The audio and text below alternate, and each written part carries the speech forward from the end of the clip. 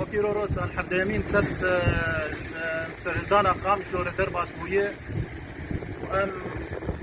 سباسيا حمو بشدار ومدكاري بريس كيرو زالم تسعة سرس سردانا قام شلون درب اسبويه بالتايبت اف شورشا سردانا قام شو لسر تستير ريجيمي هات نامينات انتماد جهاد قام شلون انتماف تويش ديري ناكتن جعده فتنا بخصم شيء بكن دنابينا عرب وكرداد نبوان رننا جيحي ما خابم لكردي ما كردني وفادار بون وين روجي دبدها شهيد كتن لسر دستير يجي ما شوفيني تتاكو تابعسي الشباب ويده والروجا ويده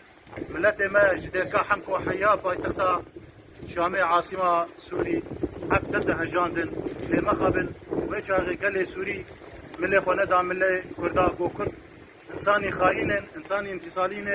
وجزاج عرض سوري بقدين كرد دولتك شفره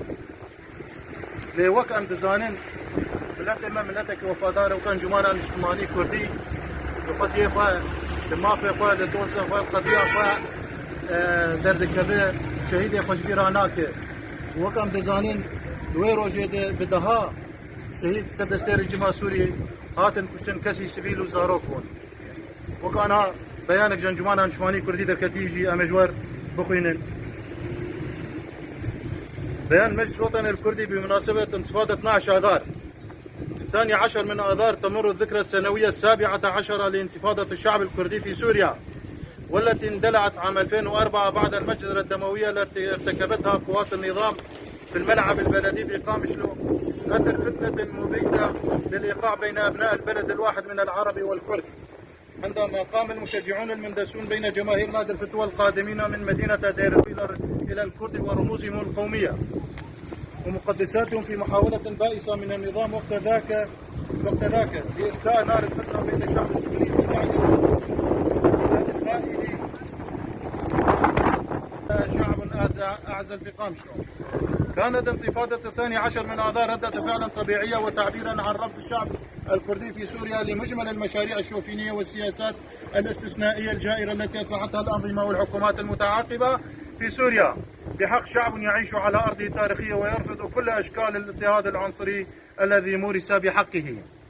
وتخليدا لذكرى الانتفاضة وشهدائها أقرت الحركة السياسية الكردية باتخاذ يوم 12 آذار من كل عام يوم للشهيد الكردي في كردستان سوريا.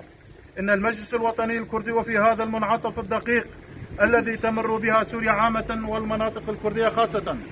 يؤكد بأنه سيبقى حاملا لمشروعه الوطني والقومي في كافة المحافل الإقليمية والدولية ذات الصلة بشأن سوري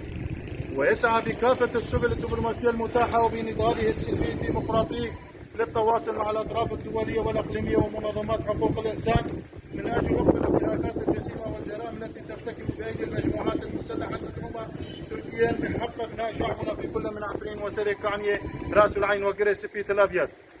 كما ويرفض كل محاولات التغيير الديموغرافي في تلك المناطق ويناشد المجتمع الدولي للإسراع بوضع حل سياسي جذري للأزمة السورية وفق مسار جنيف وقرار مجلس الأمن 2254. وفي ذكرى يوم الشهيد الكردي وفي الوقت الذي يحيى المجلس ذكرى يوم الشهيد الكردي يعاهد شعبنا بمواصلة العمل والنضال حتى ضمان حقوقه دستوريا وإيجاد حل سياسي عادل لقضيته القومية وتأمين حقوقه وفق العهود والمواثيق الدولية وإلغاء كافة المشاريع الاستثنائية المطبقة بحقه. كما ويؤكد المجلس الوطني الكردي بهذه المناسبة على موقفه الثابت والاستراتيجي حيال وحدة الموقف الكردي وأهمية التوصل إلى اتفاق شامل يحقق شراكة حقيقية تأخذ بالاعتبار مصالح شعبنا ويحقق طموحه في العيش بحرية وكرامة وسلام. المجد والخلود لشهداء الشعب الكردي في يوم انتفاضته المجيدة وكل شهداء حرية سوريا الخزي والعار للقتل والمجرمين الأمانة العامة للمجلس الوطني الكردي في سوريا.